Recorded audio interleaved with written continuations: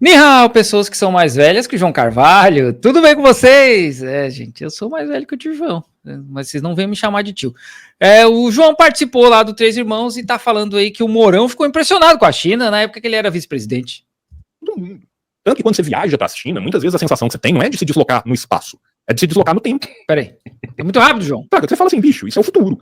Pô, tio, não sei se você pode contar a história que você me contou na hora do almoço. Posso? Com quem que você levou pra China quando você tava na embaixada? Eu acho que é uma história interessante aí. Não, pra gente acrescentar nos parênteses. Você já foi quantas vezes pra China? Não, eu fui uma vez só, eu fui em 2019, ou seja, já quando tem eu mudei pra cá. 5, quase 6 anos. Já é outra Quando eu China, mudei pra então. cá. Já é muito, já evoluiu bastante. Eu falo assim, quando lá. você foi pra hoje, com certeza é outra já China. tem uma outra evolução ali. E eu fui na época do governo Bolsonaro numa missão. O que acontece? O Brasil e a China, de 2 em 2 anos, eles têm um encontro. Uma vez na China, outra vez no Brasil. Quando é no Brasil, vem todos os ministérios da China para cá, senta, faz um tanto de reunião, um tanto de protocolo, um tanto de acordo comercial. Quando é lá, mesma coisa. Né? Eu sou concursado do Itamaraty, a gente foi chamado para ir na missão em 2019. O Bolsonaro odiava a China, porque, né, doideira de americanismo. Comunismo. Essa porra! Você pode ir essa merda aí, vai você, Mourão. E aí o Mourão foi pra China.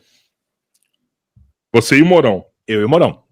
Não eu e o Mourão, né? Assim, cara, não eu e o Mourão. Pouco contato com ele. O contato mais engraçado que eu tive com o Mourão foi um dia que a gente tava num ônibus voltando do aeroporto de Daxing, que hoje em dia já está inaugurado. A gente foi ver o campo de obras do aeroporto deles lá. É de Beijing? Era um negócio, assim, insano. Eu nunca... bicho, acho que é o a novo, quantidade de guindaste que você vê, era um negócio que, assim, eu não sabia que era possível ter tanto guindaste num lugar só, saca?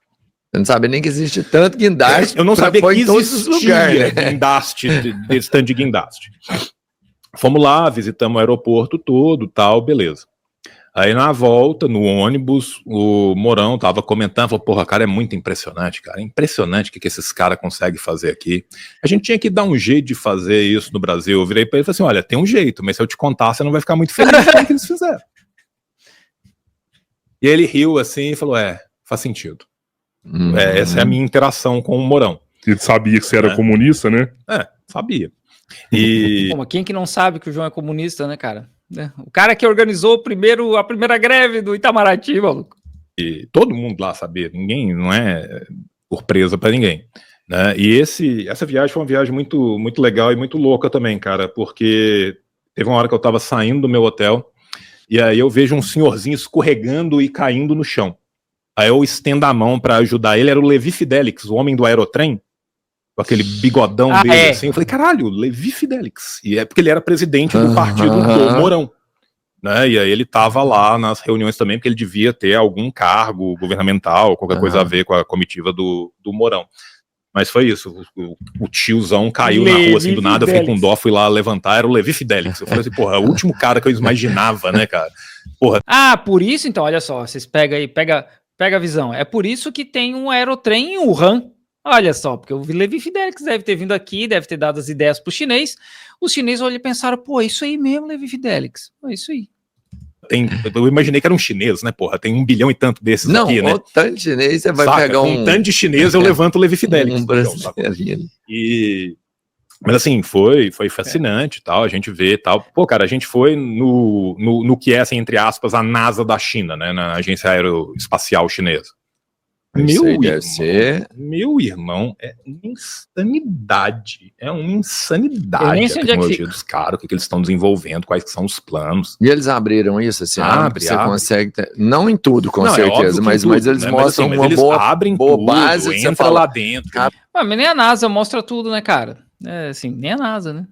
Olha o que eles estão fazendo. Estamos fazendo isso, estamos projetando isso, até 2030 a gente quer fazer isso, até 2040 a gente quer fazer isso, até 2050 a gente quer fazer aquilo. Esse é o módulo tal que a gente fez de tal forma, é isso aqui a gente quer fazer na operação, os taikonautas estão fazendo isso. É tudo muito aberto, assim.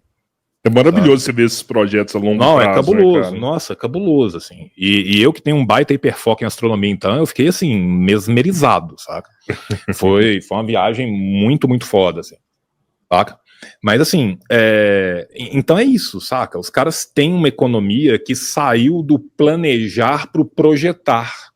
Né? O Elias fala muito isso, né? O Elias fala, a China se tornou uma economia de projetamento, né? E ele tá certo. Né? Porque os caras de fato estão projetando necessidade que eles vão ter em 2050. Saca? Ô tio, mas como que se constrói essa... Ô tio. Eu não sei, mas eu acho, né? Eu suspeito que o Robert Barato é mais velho que o João. Essa mentalidade do chinês, eu sei que ela tem uma influência da Revolução Russa, ela tem uma influência do confucionismo. Cara, a primeira coisa que a gente tem que lembrar é que nós estamos falando de uma civilização de 5 mil anos continuada, né, velho? A gente tá falando de um, entre aspas, país que tem 5 mil anos.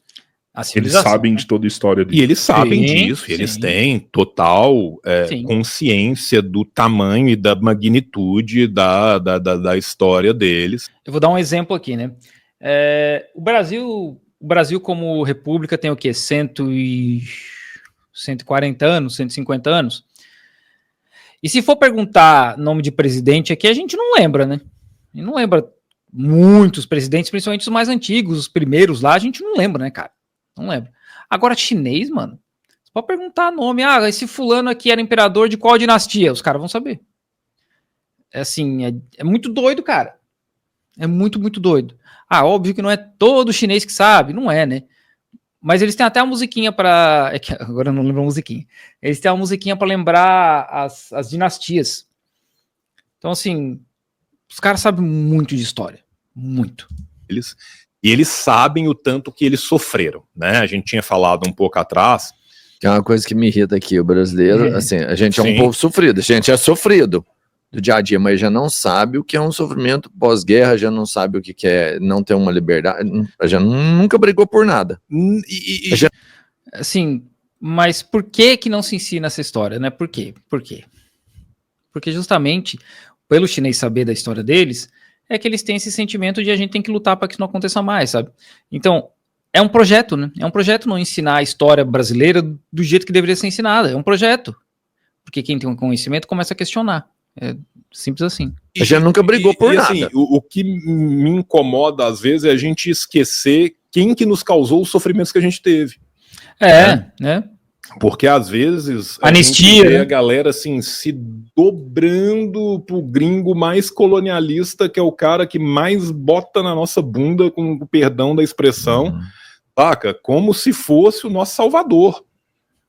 Sabe, o que me incomoda muito é o viralatismo. Não tem Salvador. Não tem. Eu falo assim, se tiveram a oportunidade, usar bem a oportunidade. Não, eu sei. Se fosse qualquer outro que chegasse aqui, chega, faz ainda. O viralatismo cultural, muitas vezes, que a gente tem, de abrir mão da nossa cultura, que é riquíssima, das nossas coisas todas, em detrimento de agradar um cara, saca, assim, eu acho lastimável, sabe, porque assim, a gente tem que entender que qualquer revolução brasileira que acontecer vai ser uma revolução brasileira. A revolução brasileira tem que ser do tucupi com tacacá, tem que ser a revolução do feijão tropeiro, a revolução, saca, do churrascão gaúcho.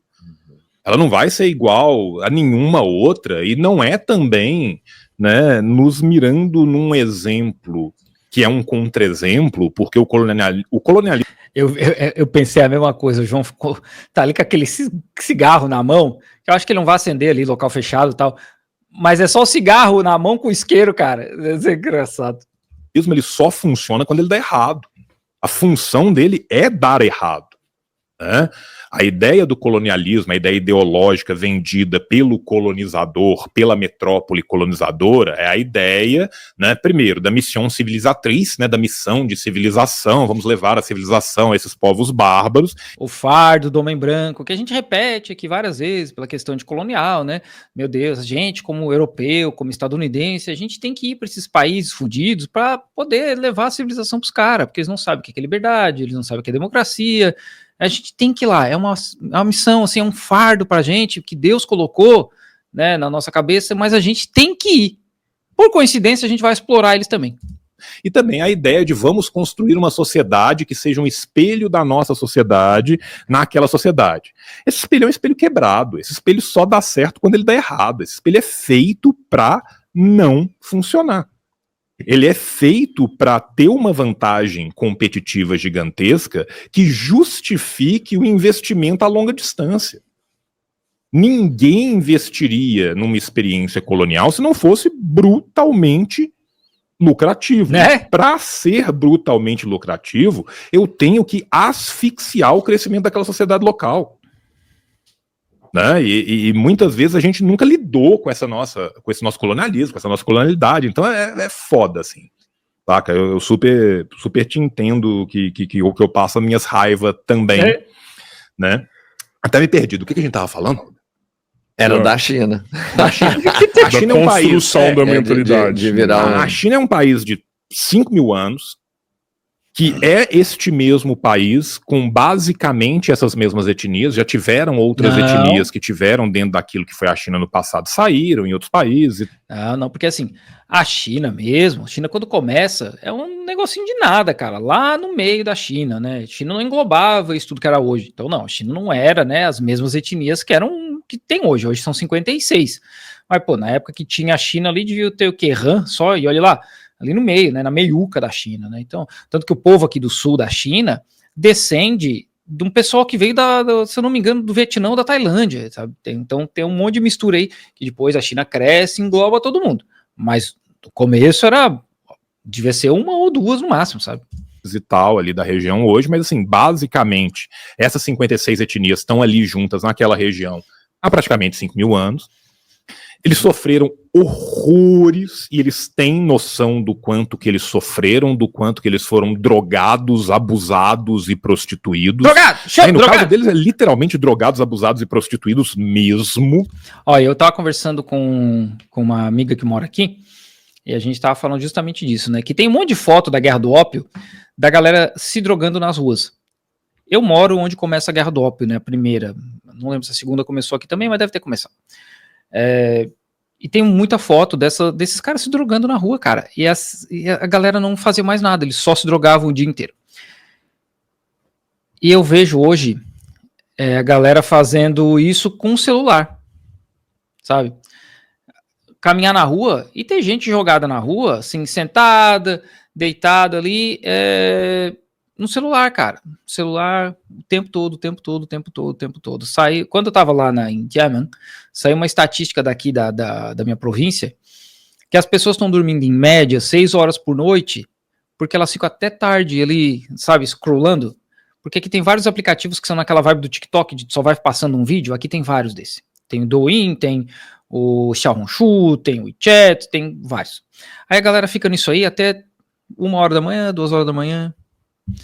Pra mim, assim, tá chegando num nível que a galera poderia usar esse tempo para coisas produtivas, mas elas ficam viciadas nesse doom scrolling e não faz nada.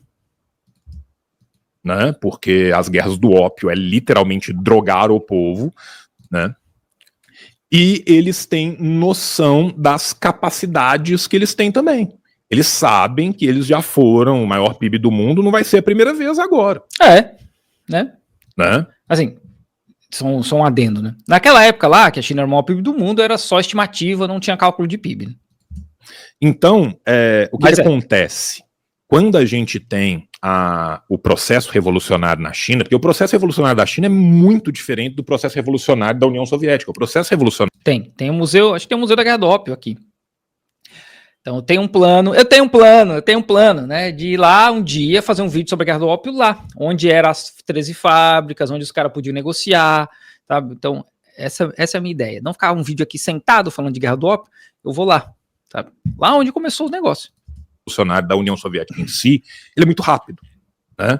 Se você for pensar, em 1916, a maioria da galera ainda estava ou exilada ou presa. Em 1917, a galera já começa a chegar. No começo de 17, você tem uma primeira mudança com uma revolução burguesa ali que vai tentar se sustentar e tentar sustentar aquele povo que estava ali no poder de uma forma ou de outra, só mudando a figura do czar para essa nova figura de um presidencialismo burguês.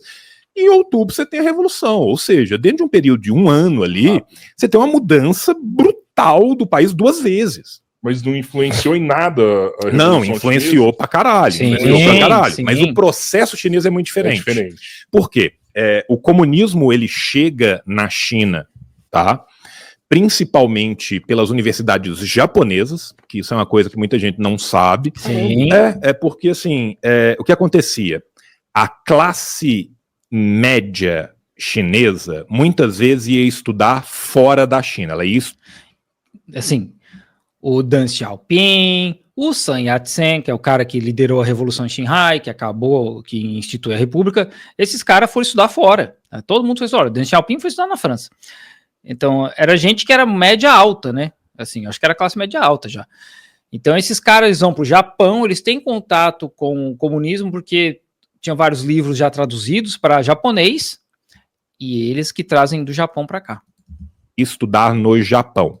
Por quê?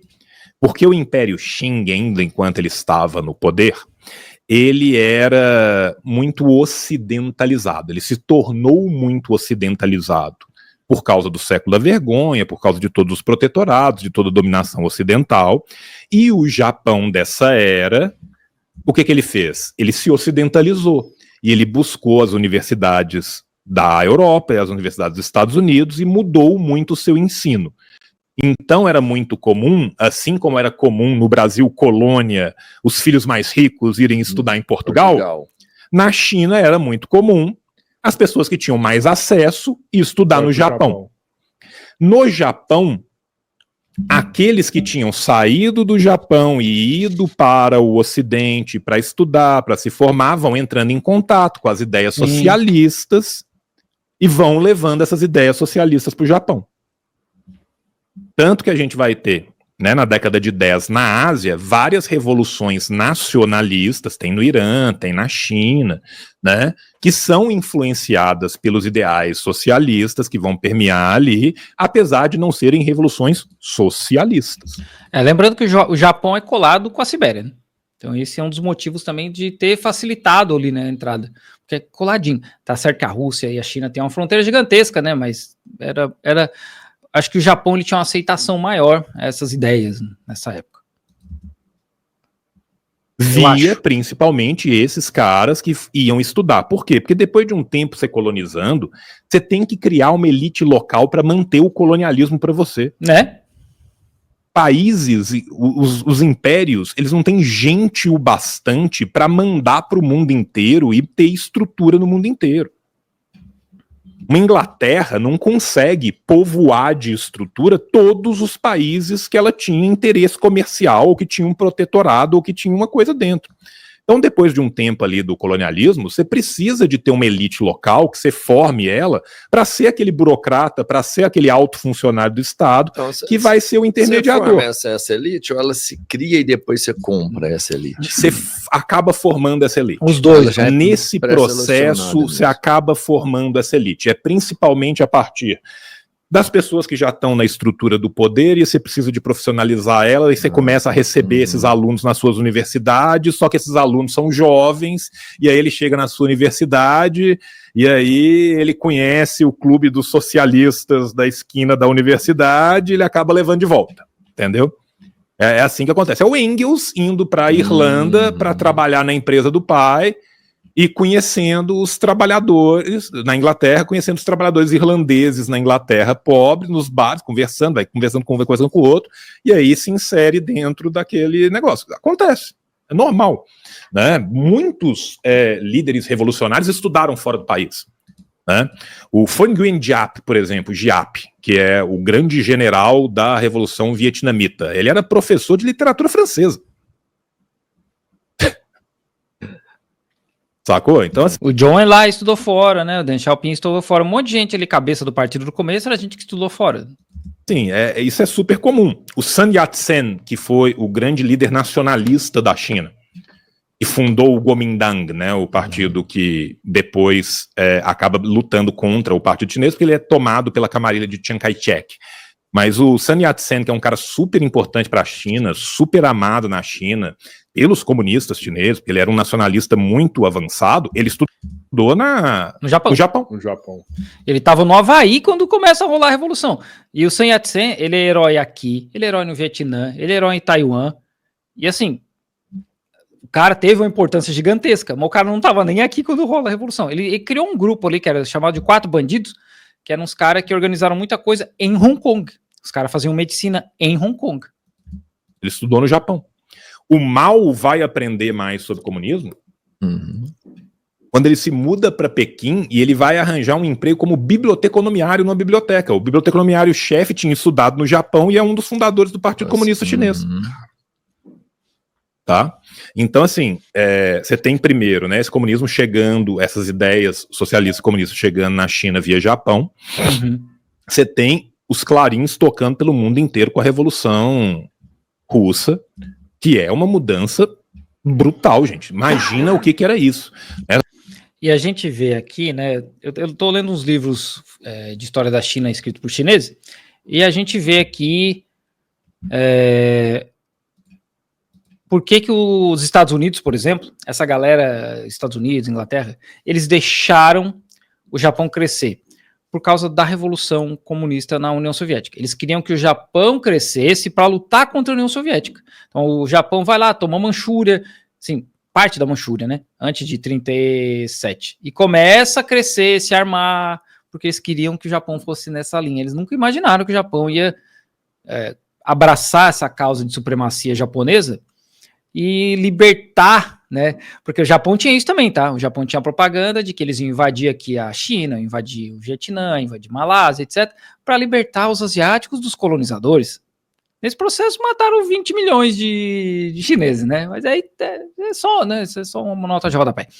Mas os colonizadores safados europeus, Estados Unidos, eles deixaram o Japão crescer, em parte, para lutar contra a União Soviética. Assim, guardadas as devidas proporções, foi mais ou menos o que fizeram com o Hitler, né?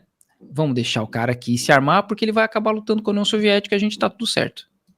Nós estamos falando numa época de jornal, nós estamos falando numa época que as coisas demoravam mais a chegar. Imagina um belo dia no jornal, os trabalhadores tomaram o poder na Rússia, que é uma porra de um negócio gigante que ocupa o mundo inteiro. E agora parece que vai ter um novo governo de trabalhadores para trabalhadores. Aí você é trabalhador, tá lendo isso e fala assim, que pode isso? Varreu o mundo. E a gente não pode esquecer que a segunda revolução socialista do mundo é na Mongólia, gente. 1921. Que é literalmente a fronteira dos caras. Sim. Né? O Japão, imperialista pra caralho. E não tem nada a ver, um grupo não foi lá estimular o outro, não. Não. Da Mongólia, foram no caso da Mongólia, foram grupos assim, independentes. Né? A descoberta do fogo. Ao mesmo tempo, em vários lugares do mundo, eles descobriram que era possível fazer isso. No caso da Mongólia, ela entra de uma outra forma por causa do domínio britânico, é um outro rolê. Tá?